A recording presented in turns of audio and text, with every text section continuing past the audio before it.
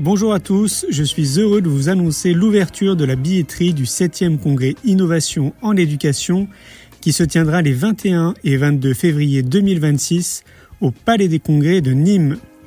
10 conférences, 40 exposants, 16 ateliers participatifs et plus de 650 personnes qui viennent de la France entière. J'ai hâte de vous retrouver les amis, à tout bientôt. Aujourd'hui, vous avez le plaisir d'écouter Charlotte Desrosiers du podcast Pourquoi pas moi. Elle était notre invitée lors des 2 jours du congrès C'est quoi le bonheur pour vous à Arcachon et a tendu son micro à nos conférenciers. Je vous souhaite une belle écoute. Le principal obstacle au bonheur, c'est nos propres pensées. C'est pas quelque chose d'extérieur à soi. Le bonheur pour moi, c'est la liberté. Pour moi, c'est très simple en fait, le bonheur. C'est juste être. Bienvenue sur le podcast C'est quoi le bonheur pour vous. Je m'appelle Julien Perron, je suis le réalisateur du film C'est quoi le bonheur pour vous. Pendant plus de 4 ans, je suis parti à travers le monde pour interviewer 1500 personnes autour de cette question fondamentale. À travers ce podcast, on parlera bien-être, développement personnel et médecine douce. Je vous souhaite un merveilleux voyage sur la route de la connaissance de soi. Je suis très heureuse d'accueillir Jérôme Oliveira sur le podcast Pourquoi pas moi, à l'occasion du congrès C'est quoi le bonheur pour vous. Éditeur aux éditions J'ai lu, auteur et enseignant de yoga, Jérôme est un visionnaire engagé. Il collabore avec des figures internationales comme Deepak Chopra et Eckhart Tolle. Dans cette interview, nous allons parler d'un vrai défi. Et si l'anxiété, vécue par 9 Français sur 10, devenait une porte vers une profonde paix intérieure, grâce à une pratique simple, spirituelle et incarnée.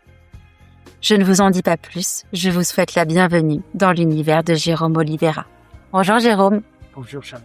On donne le contexte, tu sors de ta conférence, donc là il y a eu beaucoup d'émotions. Donc voilà, vous avez le contexte qui est posé. Est-ce que tu pourrais te définir grâce à un mot? Audace. Comme je disais en introduction, tu es donc un visionnaire, tu as été yogi avant l'heure, tu es aussi producteur de télé sur la thématique du bien-être. D'où est venue cette intuition d'ouvrir la voie?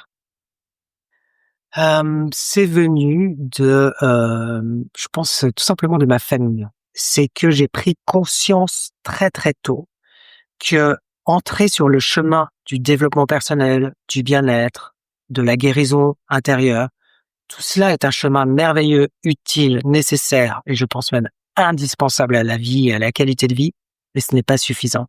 C'est 50% du parcours. Tout simplement parce que si autour de soi, tous les gens ne vont pas bien, sont dysfonctionnels, sont en souffrance, ça nous impacte nécessairement. Face à cela, il y a 2 solutions. Soit on se retire de la vie. Quand je dis de la vie, en tout cas de la société. Et on vit de façon un peu en ermite, de façon monacale, ou en tout cas de façon très alternative et marginale. Soit on décide d'agir. Et moi, je suis...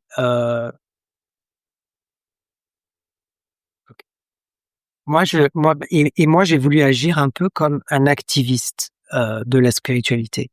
C'est-à-dire répandre, diffuser la spiritualité dans la société et partout dans le monde. Parce que, travaillant déjà à la télévision, je produisais, réalisais des documentaires et je voulais, au départ, il y a une dizaine d'années, réaliser des documentaires en bien-être. Et je me suis rendu compte que tous les décideurs de chaîne ne comprenaient absolument pas de quoi je voulais parler. Et ayant vécu aux États-Unis, je savais que c'était l'avenir, que les choses existaient déjà aux États-Unis, existaient dans plein de pays limitrophes à la France, et la France restait une poche un peu réactionnaire, très en résistance par rapport au changement. Et ne parvenant pas à cela, à réaliser des documentaires en bien-être, eh bien j'ai décidé de faire connaître en France les auteurs qui sont des stars internationales du bien-être, des maîtres de spiritualité, des maîtres du bien-être partout dans le monde, de les faire connaître en France. Et j'ai été le tout premier ainsi à produire une conférence de bien-être pour le grand public dans un grand théâtre parisien, le Grand Rex. Et on te remercie. Petite parenthèse, moi j'ai découvert Deepak Chopra post-séparation. Avec le père de mes enfants, on était ensemble depuis 17 ans Et j'ai fait son chemin sur la méditation sur l'abondance pendant 21 jours et j'avais l'abondance, j'avais besoin de l'abondance financière parce que c'était un moment compliqué dans ma vie et puis si l'amour parce que j'avais vraiment cette croyance profonde de me dire que il y avait quelque chose d'autre qui m'attendait derrière à une personne où on allait être complètement aligné et qu'elle allait vraiment me correspondre. Et au bout de 19 jours sur 21 jours, j'ai rencontré mon âme sœur. Donc, merci parce que indirectement, c'est grâce à toi. Merci beaucoup, Charlotte. Et en tout cas, tu es la preuve vivante que ça marchait. Effectivement, ça marche. En effet. Tu as choisi une conférence sur le thème de l'anxiété à l'intelligence du cœur. Pourquoi ce sujet te touche particulièrement? Parce que je suis la personne la plus anxieuse du monde. Je le pense, j'en ai fait le constat, à un point pathologique, puisque j'ai développé en moi un tag et on a vu que personne ne savait ce qu'était un tag. J'étais un peu seul. C'est pas le tag sur le mur, ni le AirTag. C'est ça. C'est pas du street art, c'est ou en tout cas c'est le graffiti du système nerveux qui n'est pas content et qui est complètement déréglé et un trouble de l'anxiété. Un tag, c'est un trouble de l'anxiété généralisée. C'est quand c'est en gros c'est quand on a peur en permanence.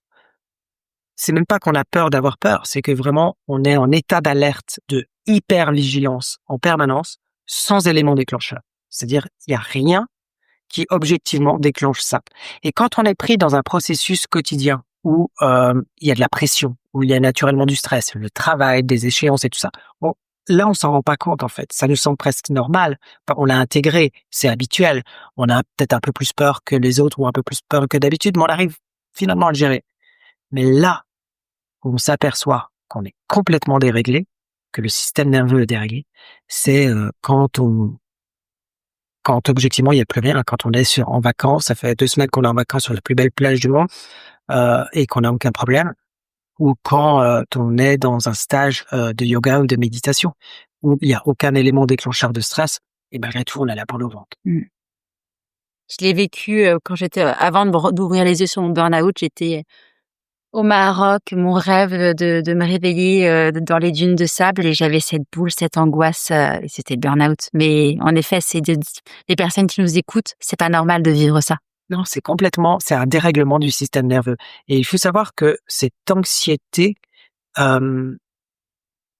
altère le corps, altère absolument le sommeil, la digestion, la mémoire, tous les systèmes du corps, le métabolisme, c'est-à-dire l'équilibre même du corps, mais également active dans le cerveau les mêmes zones qu'en cas de danger de mort réel. Si on fait face à une mort et qu'on a peur face à un accident, bah c'est la même chose qui est activée. Donc c'est vraiment une situation qui n'est pas normale en fait. Tu dis donc que l'anxiété est vécue par 9 Français sur 10. C'est quoi l'anxiété pour les personnes qui sont pas connaisseurs de ce terme exactement? Je pense que le mot le plus proche pour eux qu'ils vont poser, ça va être « je suis stressé, j'ai peur ».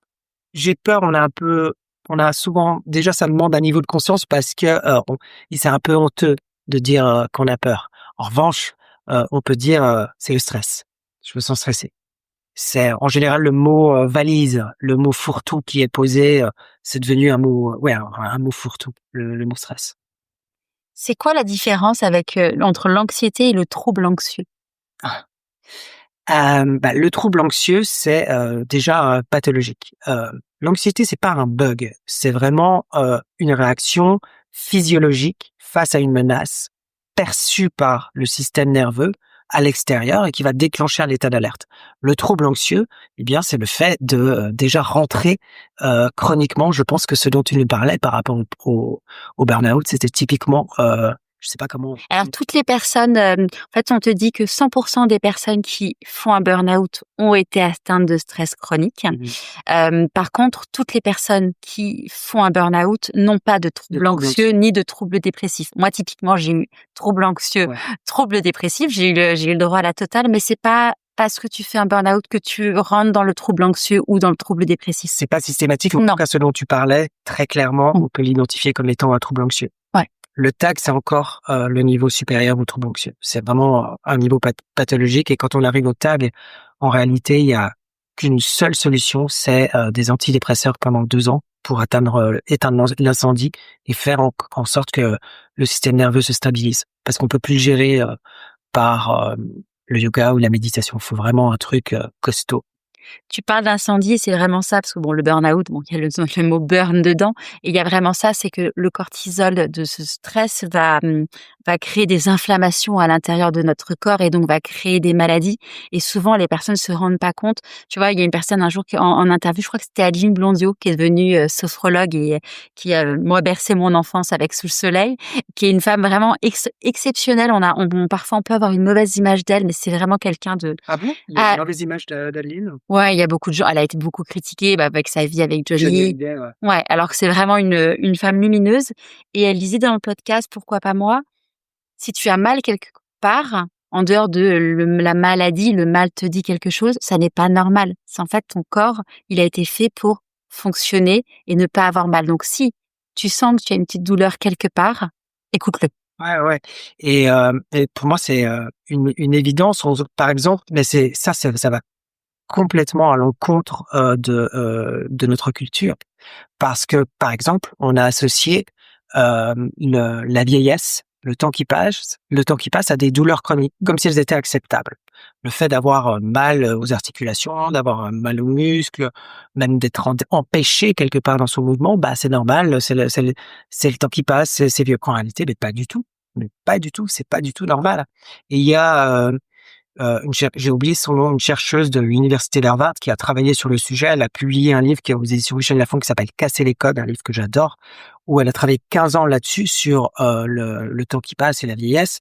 Et elle a clairement identifié le fait que tous les symptômes associés à la vieillesse et les symptômes cognitifs, donc perte de mémoire, difficulté à identifier des prénoms, des choses très basiques, ou les symptômes physiques, à savoir douleur articulaire, je peux plus faire ce que je faisais quand j'avais 20 ans, enfin des choses comme ça, étaient uniquement psychologiques. C'est une anthropologue, elle a étudié sur tous les continents des populations et des micro-populations, notamment des personnes âgées en Italie, dans des villages qui doivent grimper des escaliers 300 marches pour pouvoir rentrer chez eux, les redescendre pour aller sur le marché, les remonter. Et en fait, elle a vraiment constaté. Alors après, elle a identifié quelles sont les raisons psychologiques qui font cela. Et la première raison, par exemple, c'est on n'arrête pas de se demander quel âge as-tu? Moi, c'est une question qu'on me pose souvent. Quel âge tu as? Et le simple fait de poser la question à l'autre, sur l'autre, mais également sur soi, quand on pose la question, fait que l'on convoque en fait tout l'inconscient autour de la vieillesse. On va s'identifier soi-même et on va identifier l'autre. On va se positionner mutuellement par rapport à l'âge et donc convoquer tous les symptômes. Et donc, par exemple, la première solution, ce serait d'arrêter de se demander quel âge vous avez.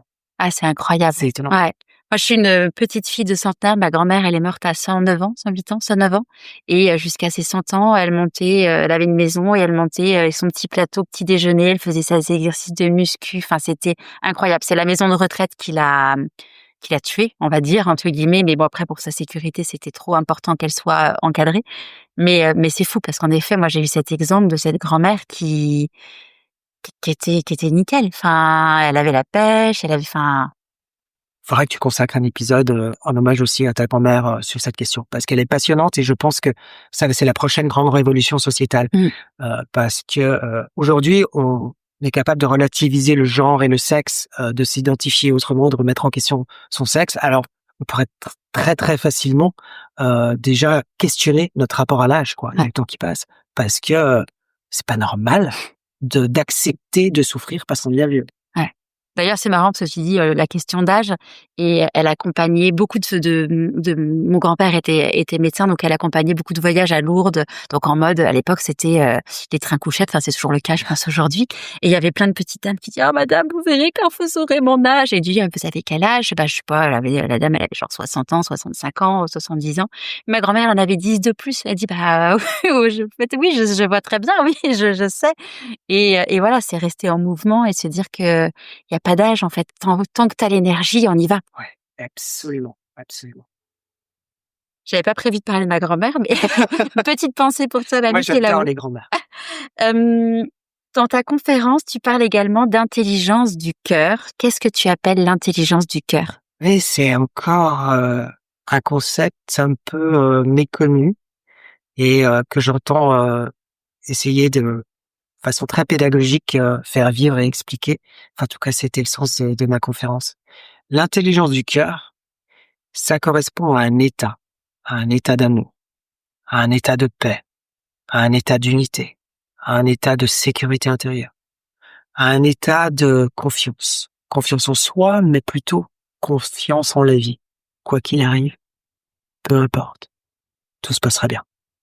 C'est un état d'amour, mais pas un état amoureux au sens pulsionnel ou physique du terme. C'est un état d'amour absolu, infini. C'est un état d'ouverture du cœur et c'est un état auquel on accède par la détente. On ne peut pas y accéder autrement que par la détente. Si on est stressé, angoissé, on peut pas être dans l'intelligence du cœur. Pour accéder à l'intelligence du cœur, il faut que le corps soit détendu. Quand le corps est détendu, on devient conscient. Quand on devient conscient, on peut accéder à ce point que les kabbalistes appellent le point dans le cœur, que les Upanishads appellent la grotte dans le cœur, nichée dans le cœur, que les premiers yogis appellent la lumière secrète, cachée dans le cœur.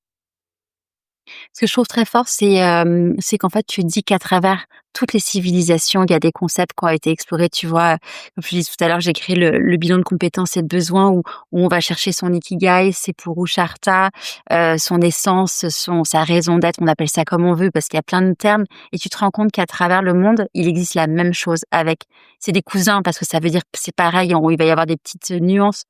Ça existe depuis toujours, mais aujourd'hui, on le découvre parce que tout a été fait pour qu'on ne le voit pas. Ouais, absolument. En fait, ce qu'il y a de très intéressant, c'est que dans toutes les traditions des peuples premiers, les traditions orientales, les mystiques, en fait, d'une certaine façon, on parlait de ça. Après, c'est pas forcément le même vocabulaire, les mêmes images. Parfois, on va attribuer même des divinités à cela. Mais peu importe. Et ce qu'il y a d'intéressant, c'est que, ces traditions, cette connaissance, cette science de connaissance de soi nous amène à prendre conscience de cette intelligence du cœur, cette porte d'entrée dans le cœur, mais aussi nous enseigne comment vivre cette transition, comment aller vers cet appel de l'intelligence du cœur. Comment est-ce que l'humanité peut vivre, doit vivre, en tout cas est appelée à vivre son évolution. C'est vraiment cette grande transition que toutes les traditions mystiques, en fait, expliquent. J'aime beaucoup cette phrase aller vers. Tu vois, c'est une question que je pose aux personnes que j'accompagne. C'est vous devez pas fuir un travail, vous devez aller vers. Et ça change tout en fait dans la posture, dans l'énergie. C'est se poser la question vers quoi j'ai envie d'aller. Alors peut-être que parfois tout dépend aussi de ce que l'on vit, mais en tout cas moi, ce fut mon cas. Il y a un moment donné où j'ai dû apprendre à dire non parce que j'aimais dire oui. J'aimais dire oui à tout et ça m'a sauvé la vie de dire oui à tout. Ça m'a ouvert beaucoup de portes, ça m'a offert beaucoup d'opportunités, ça m'a permis d'être audacieux. Mais c'est aussi la porte ouverte à plein d'excès, de dérives, d'abus, d'emprise, de mauvaises relations. Et donc, c'est important aussi à un moment donné de dire non peut-être à un travail. Alors c'est peut-être pas une fuite comme on s'évade de prison, mais en tout cas quand on dit non, c'est très important tout de suite de réfléchir au oui. Qu'est-ce que je veux? Qui suis-je? Quel est mon véritable désir? On est d'accord, hein, de toute façon, parfois, pas que ça soit une relation toxique, un travail toxique, c'est dire stop, mais c'est aller vers du mieux sans savoir forcément quel sera le mieux, mais se dire je mérite mieux en fait. Ouais, ou en tout cas, de s'offrir la liberté de pouvoir vivre autre chose. Ouais. Et se dire qu'on a tous le droit à quelque chose aligné. Oui. Et si on ne nous le donne pas, et en vrai, on nous le donne rarement de l'extérieur, on peut le créer. On a toujours cette liberté de pouvoir créer quelque chose de nouveau. C'est quoi les 3 idées phares avec lesquelles tu as envie que les personnes qui nous écoutent repartent? Les 3 idées les plus importantes pour moi, c'est que il faut apprendre à être bien. C'est la première chose. Soyez bien avec vous-même. Soyez bien dans vos baskets. Soyez bien avec votre vie. Soyez bien dans votre vie. Tout ça, c'est déjà un chemin en soi. La deuxième chose, c'est que le bien-être personnel, individuel, n'est pas durable s'il n'est pas collectif. Donc, cela présuppose soit un changement de relation, soit essayer d'aider les autres. En tout cas, de tourner cette transformation intérieure vers du partage. Transformer le désir de recevoir pour soi, le bonheur, en désir de partager autour de soi, le bonheur. C'est une mutation du désir. Et la troisième chose qui me semble essentielle, c'est que on peut tous y arriver. Et on y arrivera porté par une force collective. Et encore une fois, il ne s'agit pas de convaincre le monde entier. Une minorité infime. Les kabbalistes nous parlent de 10% de la population. Reliée, engagée, travaillant spirituellement dans une transformation de soi, portée par un désir de changement et de partage, peut déclencher un changement autour de soi. C'est quoi le bonheur pour toi, Jérôme Oliveira? C'est la détente. C'est la chose la plus simple au monde, la plus accessible, gratuite. Apprendre à se détendre. C'est pas une pause, la détente. C'est pas une pause cigarette. C'est pas 5 minutes par jour. C'est vraiment un état que l'on cultive. C'est un rêve que l'on poursuit. C'est une priorité. C'est un choix. C'est le début du chemin. C'est la détente. Est-ce que tu as un conseil, alors ça fait un bon ricochet, un conseil à partager avec nous pour prendre soin de sa santé physique et mentale? Prenez soin de votre corps. En prenant soin de votre corps, cherchant à le détendre. Il y a tellement d'offres aujourd'hui. Nous sommes réunis là au congrès C'est quoi le bonheur pour vous? Et il y a tellement d'offres possibles qui sont accessibles en réalité. Tout le monde peut apprendre à prendre soin de soi, à aller mieux, à vouloir aller mieux. C'est prenez soin de votre corps. Qu'est-ce que ça signifie pour toi être aligné? L'alignement, pour moi, c'est être soi. C'est simplement pouvoir être sans honte, sans culpabilité, tranquille avec les autres, soi-même. C'est-à-dire en assumant et en exprimant de façon très naturelle aussi nos limites, nos pardons, nos mesquineries, nos petits trucs. Pouvoir les dire tranquille. À quel moment dans ta vie tu t'es dit pourquoi pas moi? Je me suis dit pourquoi pas moi quand je suis né. Est-ce qu'il y a une phrase que tu aimerais que chacun se répète chaque matin?